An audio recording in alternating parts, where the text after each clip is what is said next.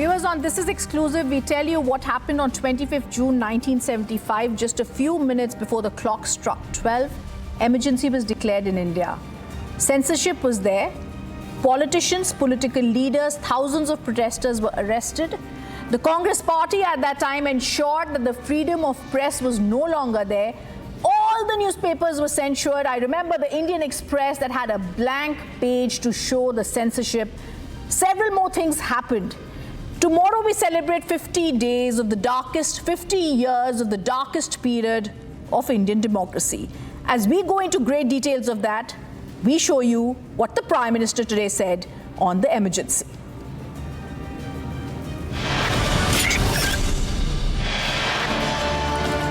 It's the inaugural session of the 18th Lok Sabha. With the political face-off, the Prime Minister launches a scathing attack on the Congress.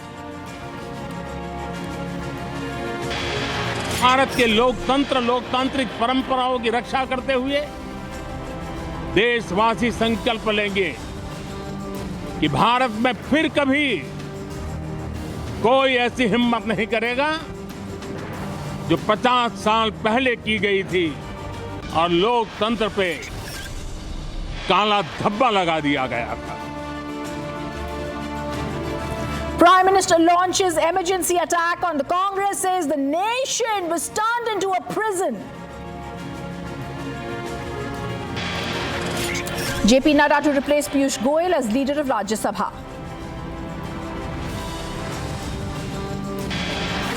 Patna, Ranchi, Godhra, Deoghra, now Latur. The NEET scam gets deeper after 5-city nexus emerges. Centre-appointed panel on NEET scam investigation to hold a meeting today. Former ISRO chief to helm the affairs.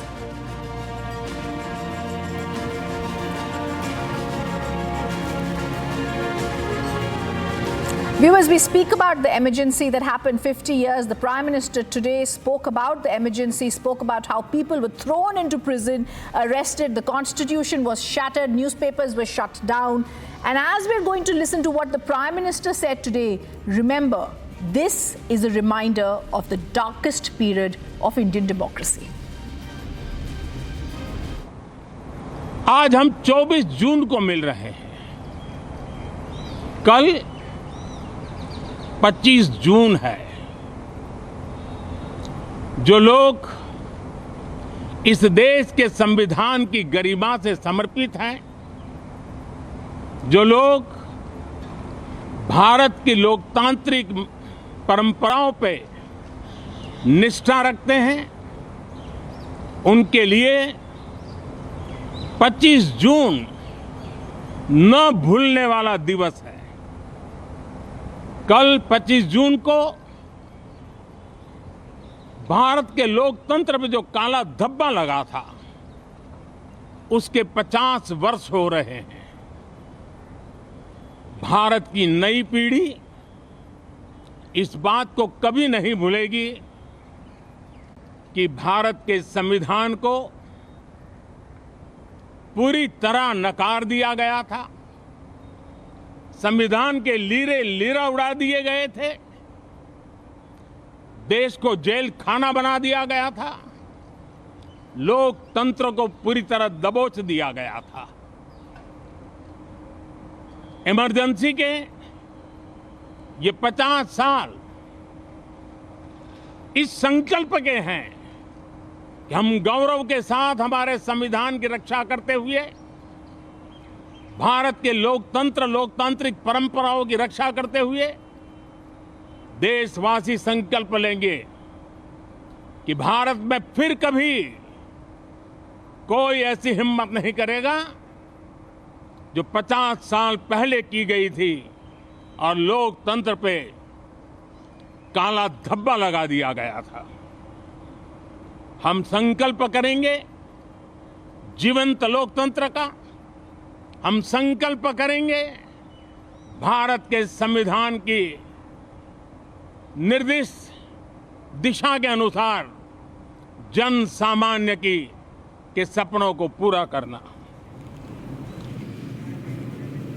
I'm going to now be joined by one of the country's best political strategists, someone who's got the ear and advises the government, someone who's also been clearly a chartered accountant, wanted to be a lawyer, but for me, the original crusader of the press. I welcome on our show Mr. Swaminathan Gurumurthy. Namaste, sir.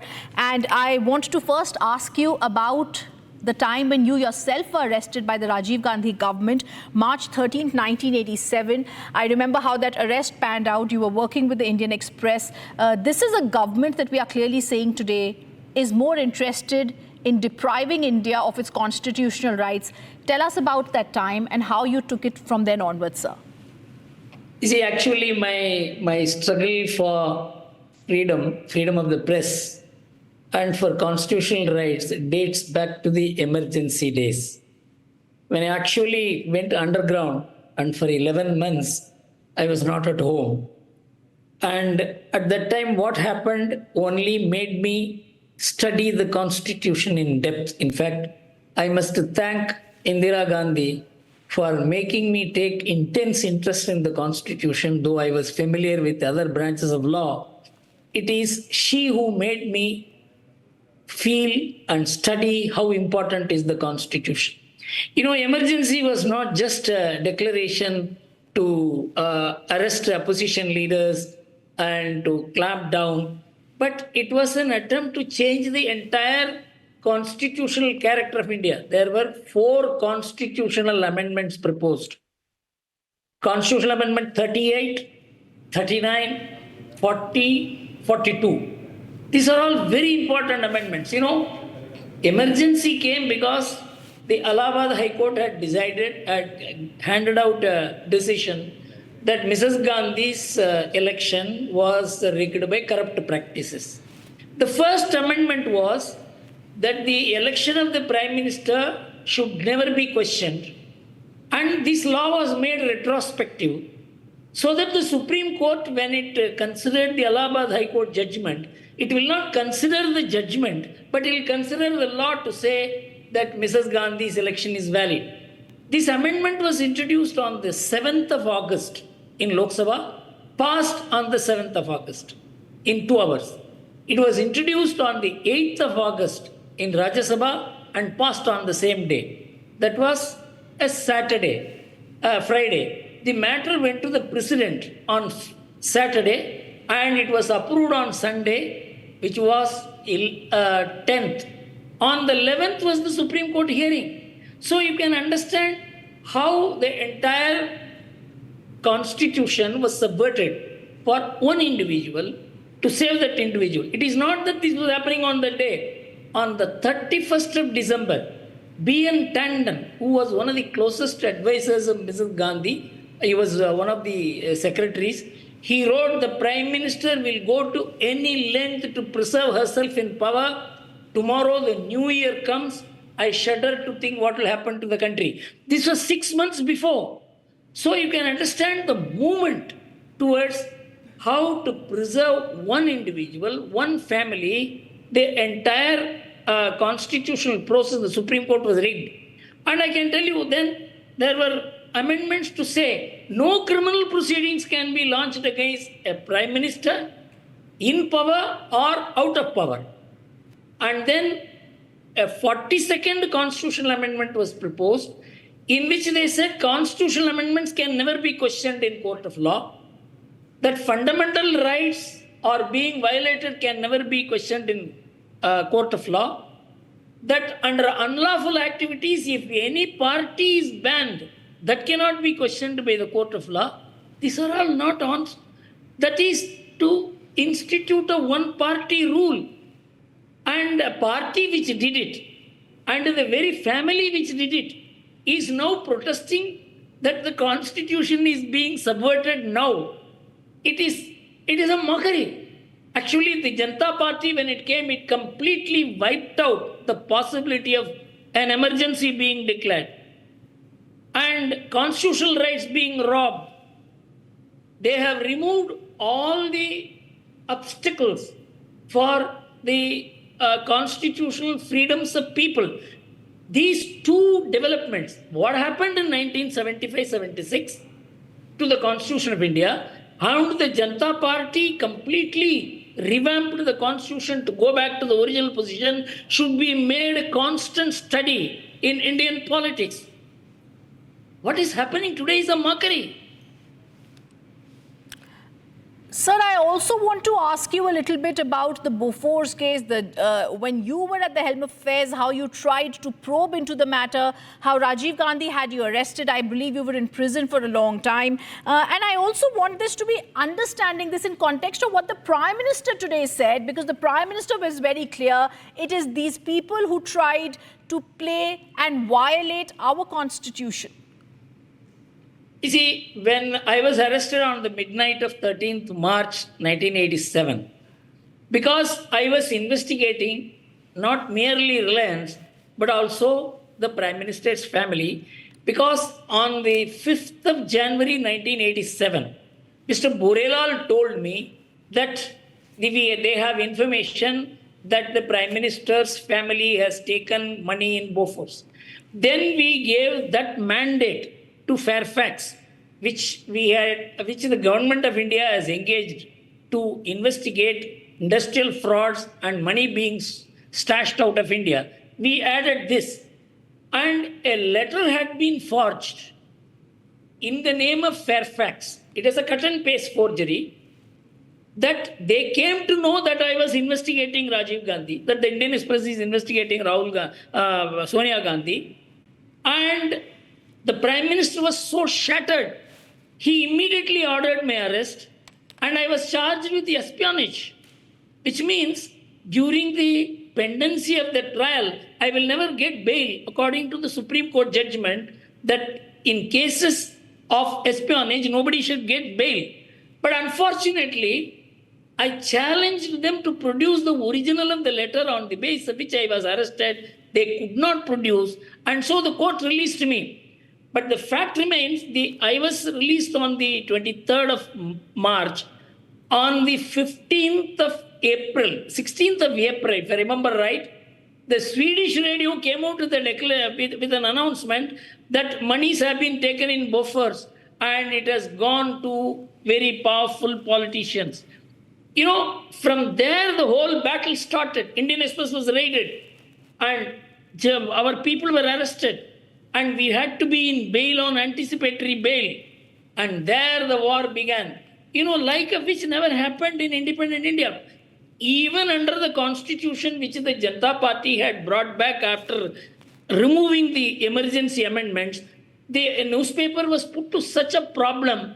And in fact, the media was so divided. The media always gets divided between those who stand for freedom and those who stand for the government. The same thing happened in our case. But nothing like this is happening today. It is just impossible in the context of the social media that anybody can stand up and undo the constitution or freedom. This whole thing is a hoax. Actually, the Congress must be ashamed. The Gandhi family must be ashamed of speaking freedom, constitution, when they have themselves defiled and defaced it. I also want to ask you, like you're rightly saying, when Rahul Gandhi and others talk about the Constitution, they decimated it, they protest today and they say we want to save the Constitution, sir. But what really gets to us and what we try and understand is how the Constitution has been shred into pieces. Now, I want to come to what the Prime Minister today said. The Constitution has been shred to pieces. An entire nation was turned into prison. I tell you, the most important decision that was before the courts were whether there could be a habeas corpus petition on the basis of Article 21 of the Constitution, which guarantees life and liberty, the right to life. Whether right to life could be suspended during the emergency. This was the test of the whole emergency. 10 high courts had given a decision that a habeas corpus petition will lie on Article 21 of the Constitution. The matter came to the Supreme Court.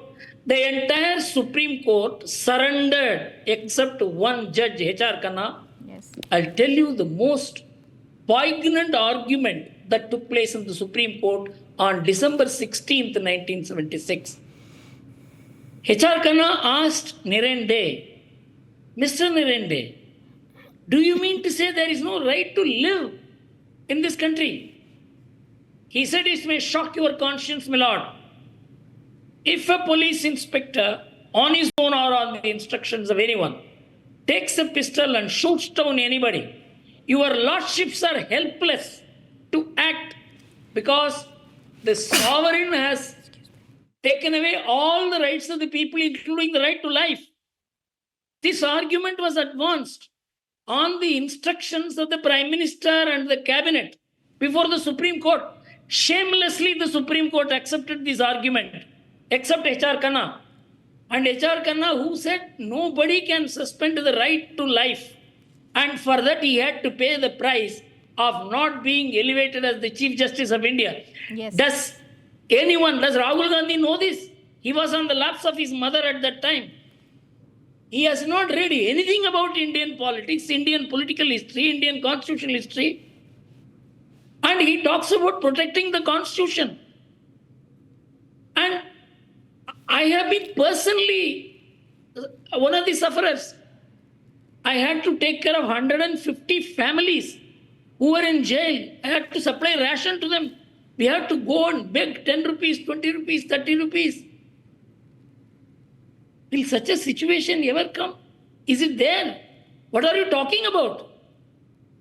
Because of complete illiteracy about what happened then and what happened later and what can never happen in this country hereafter, as the Prime Minister said, this illiterate debate is taking place. It's the most shameless debate I have come across.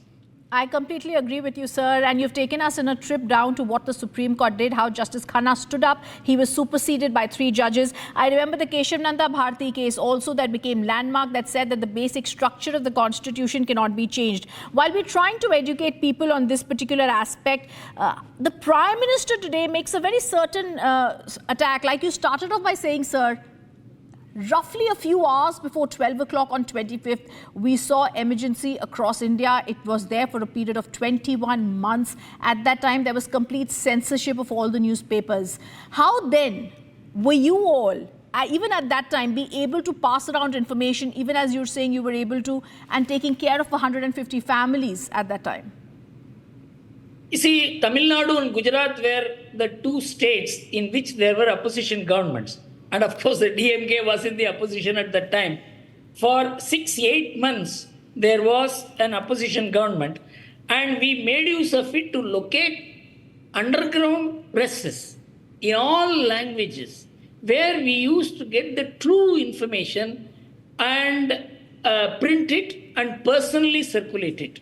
This was one of the most massive underground information that actually ignited the people. Mrs. Gandhi was not even aware of what was happening on the ground because she had suppressed the people's voice, open voice, and this secret information began spreading.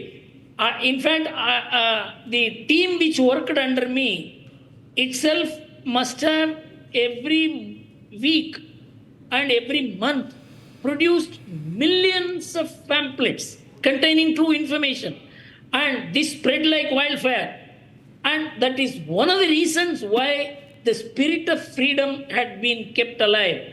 So it is not that the emergency was just overcome by the 1977 elections.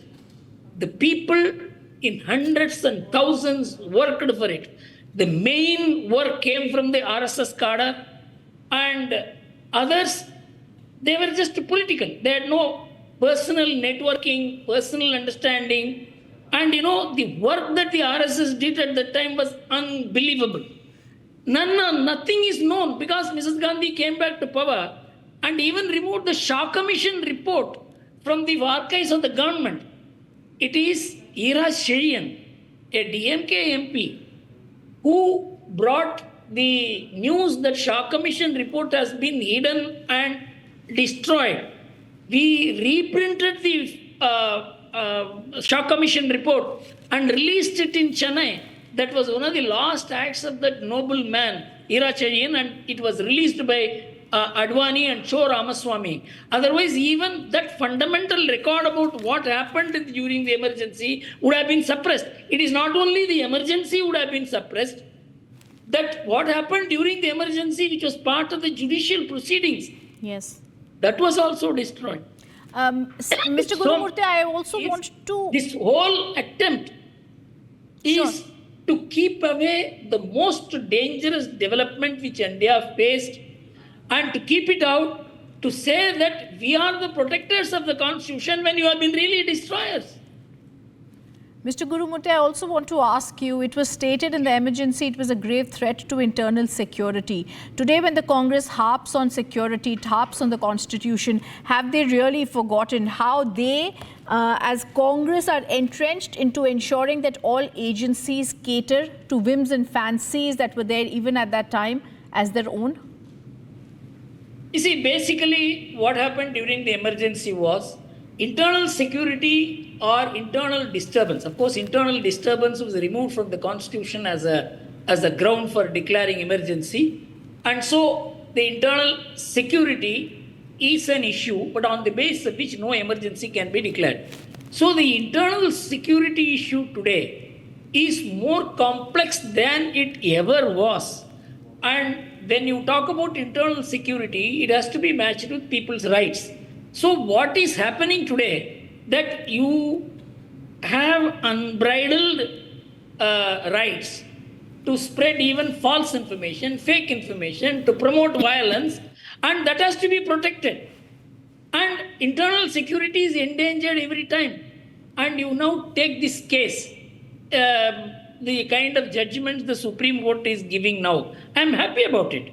But when it passes a certain limit, that even when the national security is harmed, that there should be fundamental rights for the person who harms the national security is the new innovation of law. But what did the Supreme Court do at that time? So now, for the present, the Supreme Court is having unbridled freedom. It can give bail, and it can even release a person, quash a case against him, even before a charge sheet is filed. Yes. All this is happening. Where is democracy or freedom in danger when the Supreme Court has the supreme powers? Does the Congress or the opposition say the Supreme Court Correct. is important like it was in 1975? And Mr. Gurumurthy, my final question to you, I remember at that time there was a Bombay edition of a newspaper that had an obituary that read, "Democracy, beloved husband of truth, loving father of liberty, brother of faith, hope and justice," expired on 26 June. Today, when flippant comments are made by Congress Chief Kharge, who talks about why the Prime Minister is talking about a 50-year earlier emergency, what is the way forward? Actually, this has to be remembered every year. I'm sorry that this government, because the Congress government came back to power and ruled for long, even the Shah Commission report was suppressed. 2 generations do not know about how the Constitution was completely destroyed. Supreme Court was made to bend. Media was made to crawl. We were all eyewitness to it. We were all suffering. 11 months I could not go to my house. I could not attend my father's shraddh. This is the kind of suffering all of us underwent. Does anyone in the present generation of media, politicians, MPs, MLAs, know this? So, this has to be memorized. This has to become, in fact, there has to be an exhibition on emergency. I appeal to the Prime Minister to set up an exhibition on emergency. Then people will know, because people do not read. Yes. Today, everything has to be presented in a pictorial form. Let there be an emergency, a huge exhibition on emergency, Yes. so that nobody can forget this. Not just we remember it on the 50th anniversary of emergency, that we remember it every year, so that the political worker, the political parties do know what the country underwent at that time and who was responsible for it. And it is all for preserving one family in power. Absolutely. Sir, as I thank you for being with us, the one thought that stays with us is how you, as the original crusader of the press, fought and how you tried to ensure that freedom was there. It is something that we're all going to remember. And this is also something going to be made bigger, sir, because it also shows the pen is mightier than the sword. As we thank you for being with us, sir, we also remember what the Prime Minister today, viewers, has said on the emergency and has clearly stated that this dark period of Indian democracy, of India, needs to be remembered. It cannot be subverted. Our constitution was shredded into pieces and politicians and thousands of protesters were thrown into prison. It is something we shall not forget nor forgive. Thank you for being with us on this edition of This Is Exclusive.